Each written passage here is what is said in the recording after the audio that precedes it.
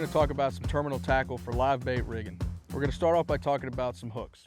The main thing about a hook, picking the right hook for the right application or the right fish, is going to be basing it on the size of the fish's mouth. Right here we have a size 4 Aberdeen hook. Now this is going to be great for your smaller panfish and trout because their mouths are typically smaller than some larger fish. Moving on up the food chain, if you want to go after bigger fish such as catfish, a treble hook is going to be a hard one to beat. The main thing about picking the right hook is matching it to the size of the mouth of the fish you're after. Pick a hook too big and the fish are just going to steal your bait. Pick a hook too small and they're going to end up swallowing the hook too much. It's going to be unpleasant for both you and the fish.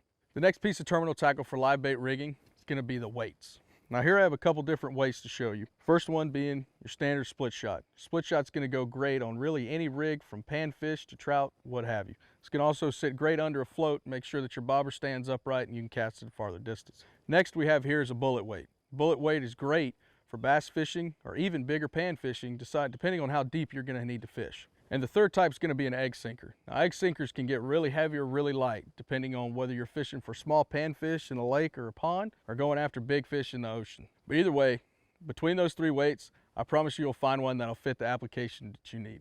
The next piece of terminal tackle for live bait rigging we're going to talk about is going to be your cork. Now corks come in a variety of different sizes and shapes, whether it be a round cork, standard pencil cork, or your slip cork.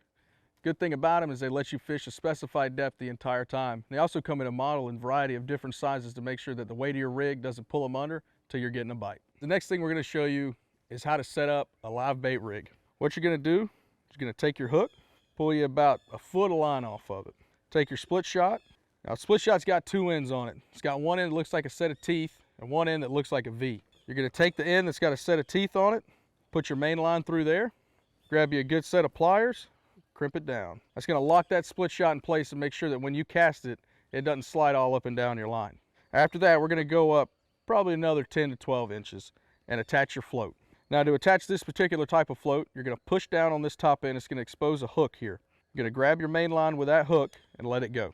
Next, come up to the top, push it down, exposes another hook, run your main line through there, pull it tight. Now you have a fully set up live bait rig ready to hit the water.